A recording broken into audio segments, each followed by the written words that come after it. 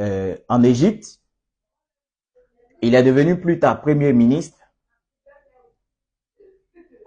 Et il y avait la famine. Là où Jacob était avec ses enfants. C'est-à-dire où les frères de Joseph étaient, il y avait la famine. Donc, ils ont fui pour chercher un refuge où ils vont avoir de la nourriture. C'est comme ça qu'ils se sont retrouvés en Égypte. Et Joseph les a remarqués, les a reconnus, pardon.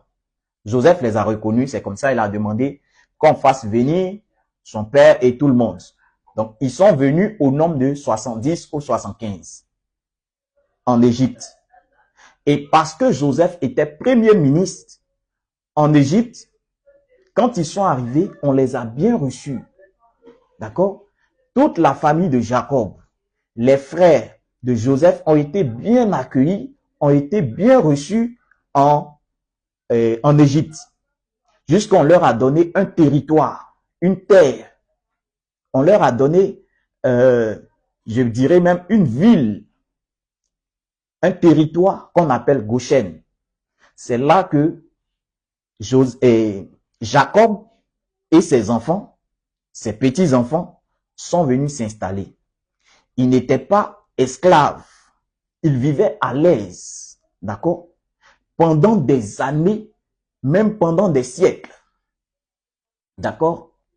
Et plus tard, les pharaons, les rois égyptiens se sont succédés jusqu'à ce qu'il arrive un temps. Parce que le peuple d'Israël, puisque Dieu a béni le peuple d'Israël, il a dit à Abraham que sa descendance sera nombreuse, comme le sable de la terre, de la mer.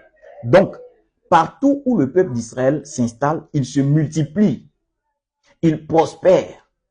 Donc, où ils ont été installés à Goshen, ils prospéraient, ils se multipliaient. Jusqu'à ce que, au temps de Moïse, ce roi qui était là, au temps de Moïse, a regardé, il a dit, ceux-là, ce peuple, si on n'a pas trouvé une solution pour eux, si on n'a pas essayé de les canaliser, ils risquent de nous arracher tout le territoire. Ils risquent de nous dominer. D'accord? C'est comme ça, au temps où à la naissance de Moïse, ce roi égyptien, ce pharaon, a pris un décret pour qu'on puisse tuer tous les enfants, garçons, juifs, hébreux. Donc voici où en griffe, la souffrance ou la peine des juifs, des hébreux va commencer. Sinon, c'est pas depuis qu'ils sont arrivés en Égypte qu'ils étaient esclaves ou bien ils étaient maltraités. D'ailleurs, ils n'ont jamais été esclaves. Ils étaient asservis, mais ils n'étaient pas esclaves. Et quand vous lisez même votre Nouveau Testament, où les disciples, les gens ont posé la question à Jésus, Jésus a répondu pour dire, votre père Abraham, ainsi de suite. Ils ont dit que eux, ils n'ont jamais été esclaves de personne. D'accord? Maintenant, pourquoi aujourd'hui dire que le peuple d'Israël a été esclave? Un. Et de deux, ils ont fait 400 ans d'esclavage. C'est faux. Le peuple d'Israël n'a jamais fait 400 ans d'esclavage en Égypte. Donc, c'est à la naissance de Moïse que la servitude va commencer, pas l'esclavage. Sachez faire la différence entre l'esclavage et la servitude. Ma servante n'est pas mon esclave. D'accord? La preuve en est, quand Moïse est né, et ils ont commencé à tuer tous les bébés, les nouveau-nés garçons, juifs, la mère de Moïse a mis Moïse dans un panier et a mis sur le fleuve. D'accord? Et la fille de Pharaon a recueilli l'enfant. Ils sont allés chercher une juive, d'accord, qui était la mère de Moïse, pour venir allaiter l'enfant, et on payait, elle était rémunérée. Si c'était l'esclavage, elle n'allait pas être payée, elle n'allait pas être rémunérée. Donc, ils ont été asservis, mais ils n'étaient pas esclaves. Et comme j'ai dit, c'était à la naissance de Moïse. Donc, si on compte depuis la naissance de Moïse jusqu'à la sortie du peuple d'Israël de l'Égypte, ça va faire combien de temps ou bien combien d'années de servitude? Quand Moïse est né, on dit il a fui l'Égypte à 40 ans. Quand il avait 40 ans, il a fui l'Égypte pour aller chez Jéthro parce que il avait tué un Égyptien et on voulait le faire un rapport. Donc, il a fui pour aller chez Jéthro, son beau-père.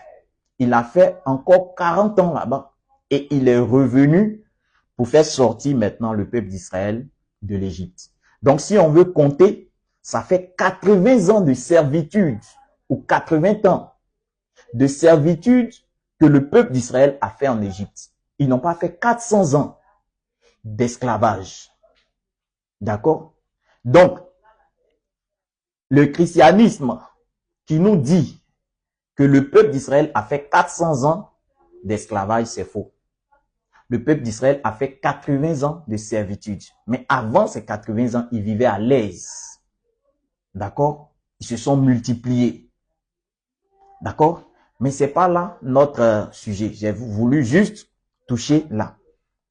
Et donc, quand le peuple d'Israël est sorti, d'abord, Dieu va dire quelque chose à Moïse. Dieu va dire quelque chose à Moïse. Qu'on va prendre,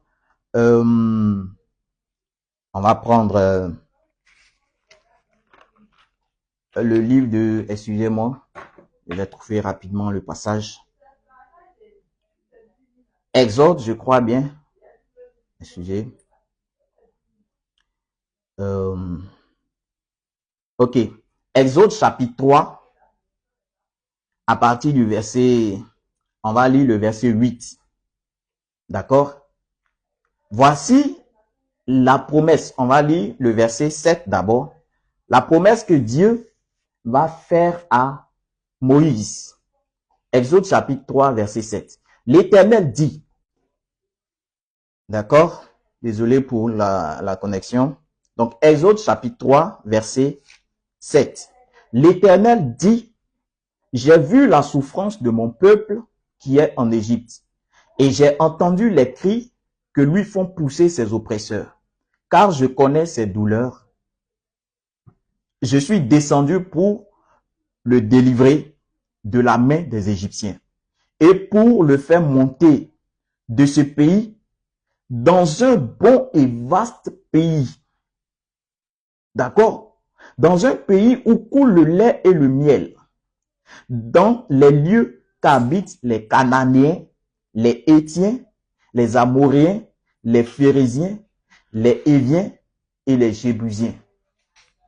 D'accord? Donc, vous voyez tous ces peuples-là.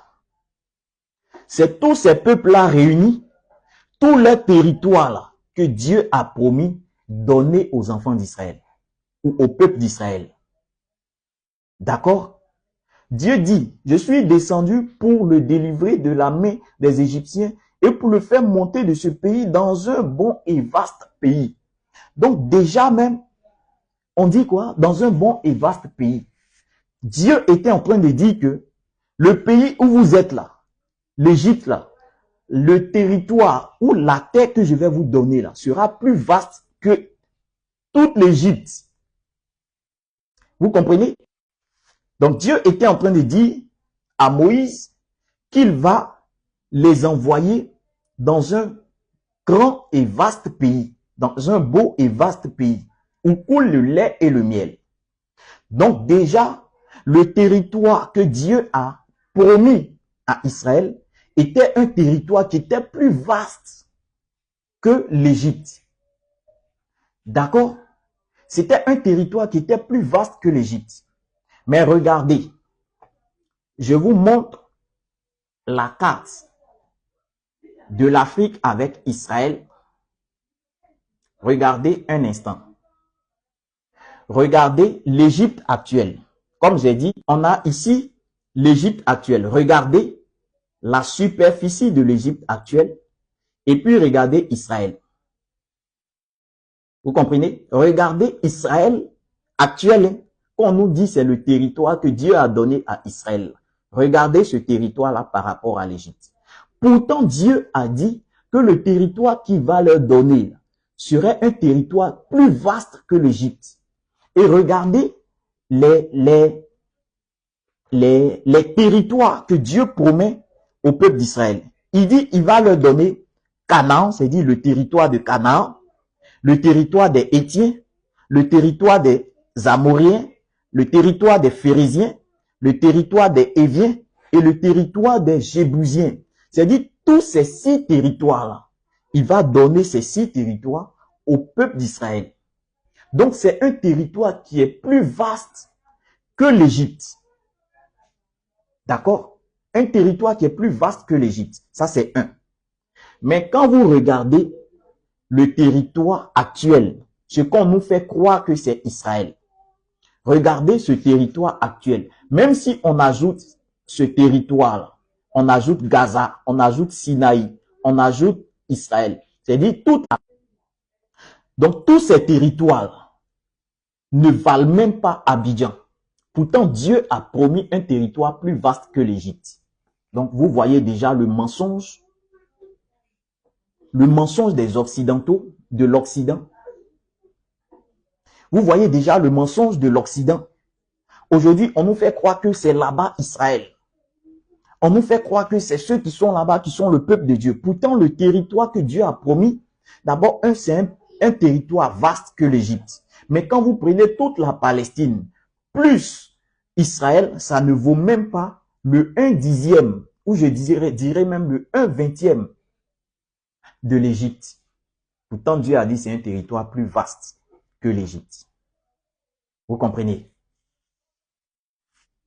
Le deuxième point dans ce passage, Dieu dit que le territoire qu'il va donner au peuple d'Israël, c'est un territoire où coule, c'est un pays où coule le lait et le miel.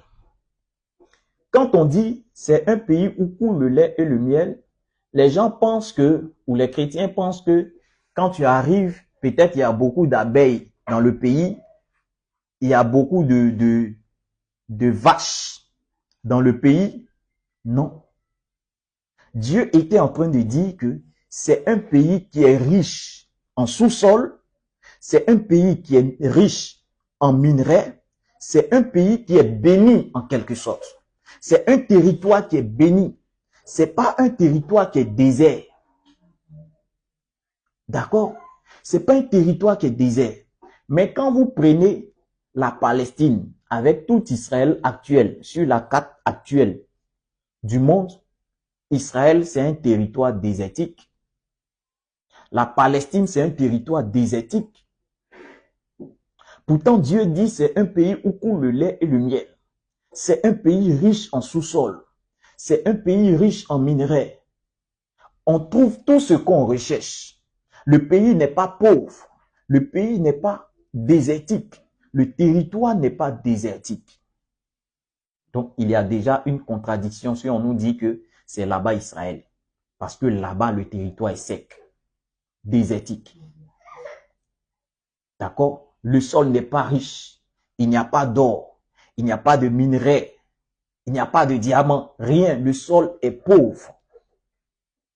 Le pays est pauvre. Vous comprenez? Donc, déjà, ce passage nous montre que le territoire qu'on nous fait croire présentement n'est pas Israël. La terre, on nous fait croire que c'est Israël. Ce n'est pas Israël. D'accord? Maintenant, on va voir où est Israël. Ou Canaan qui est devenu Israël. Quand on continue de lire, on lit l'histoire, l'exode du peuple d'Israël quand ils sont sortis de l'Égypte. On dit d'abord, qu'ils ont traversé la mer Rouge. Je suis en même temps en train de vous montrer les mensonges qu'ils ont introduits dans l'Ancien Testament. D'accord? Pour que ça puisse concorder avec ce qu'on voit ou avec ce qu'ils ont inventé. D'accord? Donc, dans la Bible, on nous dit que le peuple d'Israël, quand il est sorti de l'Égypte, ils ont traversé la mer Rouge. Ça, c'est un mensonge. Le peuple d'Israël n'a pas traversé la mer Rouge. D'accord? Quand vous lisez la version anglaise, on dit the sea reads. Reads, c'est pas raids. Il y a une différence entre raids et reads. En anglais, quand on dit red, R-E-D, c'est rouge. Mais read, c'est dit R-2-E et puis D.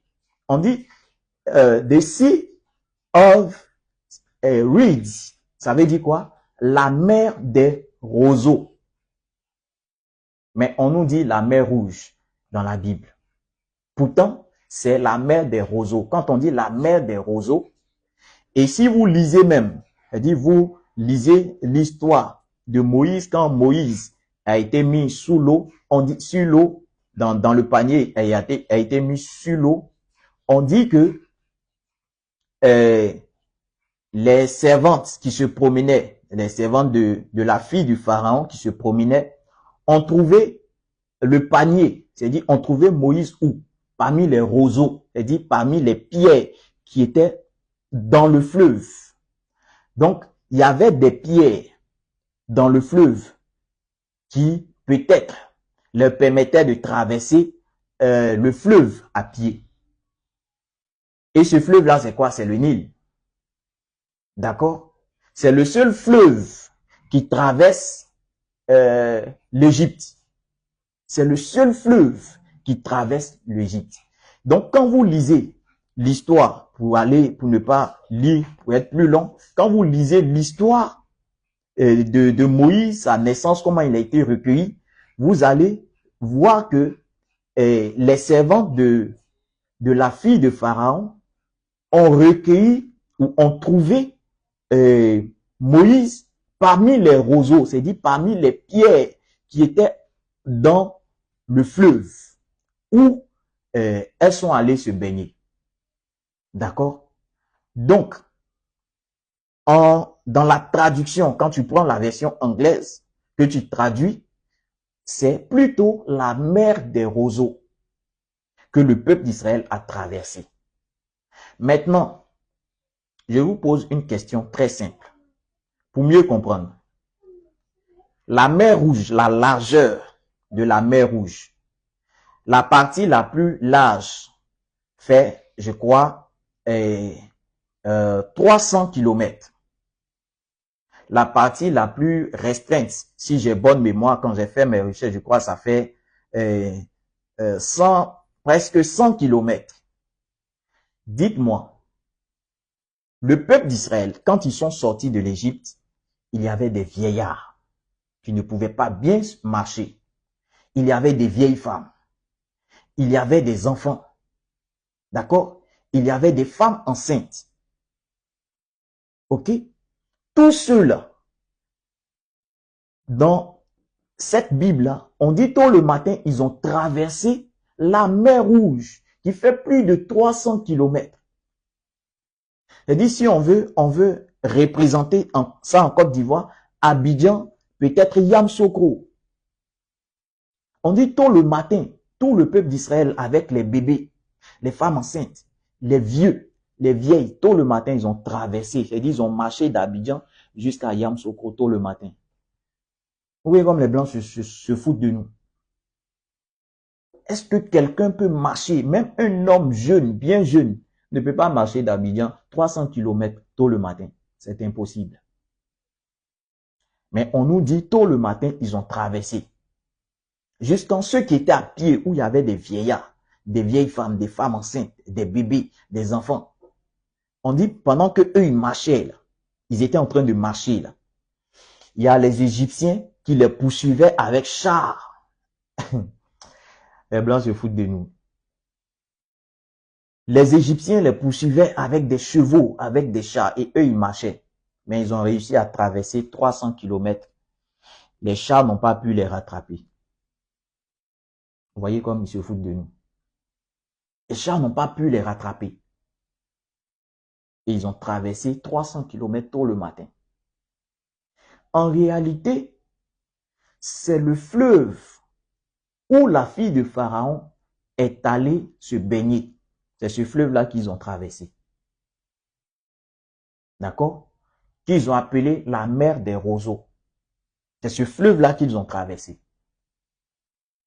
Et quand Dieu a envoyé Moïse et Aaron vers Pharaon pour leur dire de libérer, pour demander à Pharaon de libérer le peuple d'Israël, il a donné plusieurs signes où il a demandé de prendre, comment dirais-je, toucher le fleuve pour que le fleuve puisse se transformer en sang. On dit que Moïse, quand il traversait, quand ils sont arrivés devant la mer Rouge, il a frappé. La mer Rouge s'est divisée en deux. Et ils ont continué leur chemin. Et plus tard, quand le peuple se plaignait qu'ils avaient soif, et que Dieu a demandé à Moïse de parler au rocher, de frapper le rocher une fois, pour que l'eau sorte. Qu'est-ce que Dieu a dit à Moïse? Dieu a dit, le bâton que tu as pris pour frapper le fleuve, faut prendre pour frapper le rocher. Pourquoi il n'a pas dit la mer Rouge? Vous voyez, on dit, un crime n'est jamais parfait. Vous comprenez? Un crime n'est jamais parfait. Ils ont oublié que derrière, ils avaient dit mer Rouge. Ils ont oublié que derrière, ils ont dit Moïse a frappé la mer Rouge qui s'est divisée avec le bâton. Et plus tard, ils disent Dieu a dit à Moïse de prendre le bâton qu'il a pris pour frapper le fleuve. N'a qu'à prendre pour frapper le rocher. Donc, c'est mer Rouge ou c'est fleuve. Donc, vous comprenez la falsification. Vous comprenez la main de ces occidentaux dans la Bible. Quand aujourd'hui le chrétien dit la Bible est infaillible, quand aujourd'hui le chrétien dit la Bible c'est la parole de Dieu, quand aujourd'hui le chrétien dit la Bible c'est... Vous avez vu? Vous voyez? Vous comprenez? Donc, le peuple d'Israël n'a pas traversé la mer Rouge. Mais le peuple d'Israël a traversé plutôt le Nil. D'accord? Je vais vous montrer un peu l'illustration ou une image. L'image que je vous ai montrée tout à l'heure. Regardez un peu. Voici le Nil, ici. Voici le fleuve. D'accord? Donc, on suppose que c'est quelque part ici que le peuple Israël était à Goshen. Quand on les a libérés, ils ont traversé le fleuve et se sont retrouvés dans le désert. Comme j'ai dit, tout ce territoire-là est désertique. Vous comprenez? Tout ce territoire-là est désertique. Donc, quand ils ont traversé la mer des roseaux, donc le fleuve qui est le Nil, parce que c'est le seul fleuve qui traverse l'Égypte, qui quitte depuis le Congo jusqu'à l'Égypte. Donc, c'est ce fleuve-là qu'ils ont traversé à pied. Ils ont traversé ce fleuve-là et se sont retrouvés dans le désert. D'accord? Donc, c'est dans ce désert-là qu'ils se sont retrouvés et ont commencé à se plaindre. Tu nous as fait sortir d'Égypte, voilà, tu nous as envoyés dans le désert, on a faim. On a soif. On n'a rien à manger.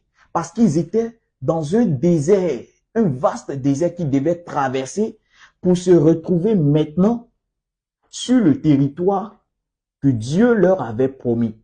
Donc, ils sont sortis d'Égypte, ils ont traversé le Nil, ils se sont retrouvés dans le désert. Donc, tout ce territoire-là qui est désertique, ils devaient traverser tout ce territoire pour se retrouver sur le territoire que Dieu leur a promis.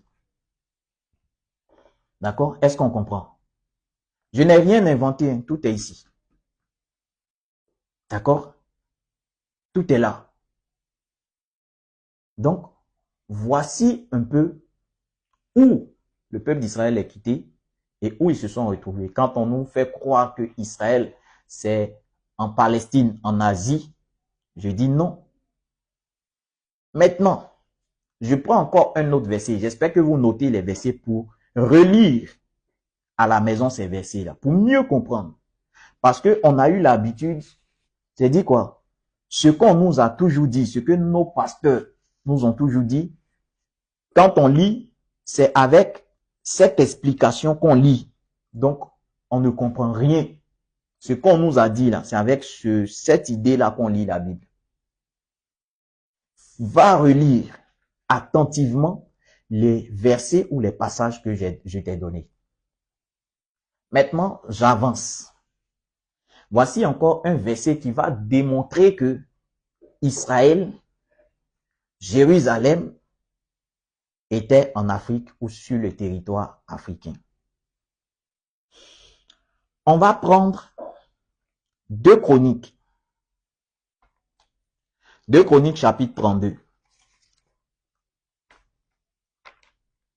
2 Chroniques chapitre 32, verset 30. 2 Chroniques chapitre 32, verset 30. Aujourd'hui, je vais être un peu plus long pour qu'on comprenne mieux. Comme ça, je vais finir avec ce thème et samedi prochain, on parlera du peuple d'Israël est noir, le vrai peuple d'Israël, les vrais juifs, les vrais hébreux sont de race noire. Donc, 2 Chroniques chapitre 32, verset 30, que je lis. On dit, ce fut aussi lui, Ézéchias, le roi Ézéchias, qui boucha l'issue supérieure des eaux de Guion et les conduisit en bas vers la cité de David. D'accord? Je reprends le passage. Écoutez attentivement. Quand j'ai commencé, j'ai lu Genèse chapitre 2 et je vous ai demandé de retenir un fleuve qui était le fleuve Guion. On dit dans Genèse chapitre 2 que le fleuve Guion entoure le pays de Couche. Je vous ai montré où Couche est situé. Couche est en Afrique. Quand on dit un Couchite, peut-il changer sa peau? Un mort, peut-il changer sa peau? C'est le noir. Donc quand on dit Couchite, c'est le noir. Donc, Couche, c'est sur le territoire africain, dans la zone du Soudan et de l'Éthiopie. Maintenant, écoutez attentivement ce verset. 2 Chroniques chapitre 32, verset 30. Ce fut aussi lui, Ézéchias, qui boucha l'issue supérieure des eaux de Guion. Guion, on avait déjà lu dans Genèse. On dit, il boucha l'issue supérieure du fleuve, des eaux de Guion, et les conduisit en bas vers la cité de David. D'accord? Donc, comme j'ai dit, déjà, voici tous les fleuves qui sont ici. Et ça, c'est le fleuve, le Nil, c'est le fleuve qui traverse, c'est-à-dire qui part depuis le Congo jusqu'à l'Égypte. Maintenant, j'ai montré tout à l'heure, Couche. Regardez, voici le territoire de Couche. Donc, qui rengorge l'Éthiopie qui est quelque part là, et le Soudan qui fait frontière avec l'Égypte. Donc, on a le Soudan ici et l'Éthiopie là. Donc, tout ce territoire-là, c'est Couche. Donc, on dit que le fleuve Guion entoure le pays de Couche. Donc, si vous regardez ici, vous allez voir que ici, là, sur cette partie, il y a un fleuve qui entoure. Quand je vais sur l'autre image, vous allez voir que il y a une sorte de cercle. Vous voyez, quelque part ici, vous voyez qu'il y a un fleuve. Les fleuves là se retrouvent ici pour se renfermer quelque part là. D'accord? Donc, c'est quelque part ici que le fleuve Gihon est. On dit il entoure le pays de Couche. Donc, on a vu que le territoire de Couche, c'est ici. Donc, on dit ici, dans 2 Chroniques chapitre 32, que Ézéchias, qui était le roi de Juda, d'Israël, qui a succédé à Akaz, qui est le fils d'Akaz, on dit il a bouché l'issue du fleuve Gihon. Donc, ce fleuve-là, Ézéchias a bouché une partie et a conduit ça. C'est-à-dire, il a fait une ouverture pour guider le fleuve jusqu'à la cité de David. Donc, vous n'allez pas me dire que Ézéchias a, c'est dit, peut-être coupé le fleuve. Je prends un exemple. Hein. Il a peut-être coupé le fleuve ici pour envoyer jusque là. Si selon notre carte actuelle, Israël est quelque part là. Donc, vous n'allez pas dire que Ézéchias a bouché le fleuve pour tirer le fleuve, pour traverser la mer Rouge jusque quelque part là. Non. Donc, forcément, la cité de David était un territoire ou était un espace, une cité qui n'était pas loin de l'Éthiopie ou de Couche, du territoire de Couche. Donc, certainement, le territoire ou la cité de David, qui est Jérusalem, la cité de David était forcément dans ce territoire, dans cet espace-là.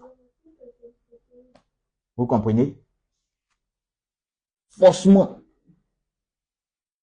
Si on dit que le fleuve Gihon entoure le pays de Couche, Ézéchias ne peut pas couper une partie pour tirer le fleuve jusqu'à traverser la mer Rouge pour l'envoyer en Asie, en Palestine.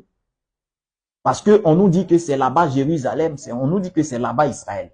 Pourtant, Ézéchias était le roi d'Israël. Et pendant qu'il régnait, on dit il a bouché une issue, il a bouché une partie de ce fleuve-là pour le diriger vers la cité de David. Donc vous voyez que les Occidentaux nous ont menti sur toute la ligne. En réalité, la cité de David, c'est en Afrique. La cité de David, Israël, Canaan qui est devenu plus tard Israël, c'est en Afrique. Ce n'est nulle part d'autre. C'est pas en Asie. Ok? C'est pas en Asie, c'est en Afrique. Donc, pour les chrétiens qui ne savaient pas que la terre d'Israël est en Afrique, on vient de démontrer. Tu peux relire tous ces passages. Mais c'est pas encore fini. J'ai encore d'autres passages. Il y a plusieurs passages qui démontrent que la terre d'Israël là est en Afrique. On prend encore un passage. Sophonie, chapitre 3, verset 10. Sophonie, chapitre 3, verset 10. Et à la fin, je vais vous dire ceux-là, où ils sont quittés pour venir s'installer là. C'est pas la terre d'Israël. Sophonie,